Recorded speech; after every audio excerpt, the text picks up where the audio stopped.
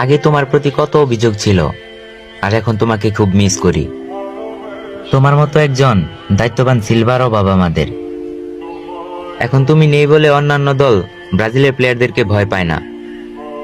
এখন তুমি নেই বলে তোমার মতো ব্রাজিল দলে কেউ জ্বলে ওঠে না।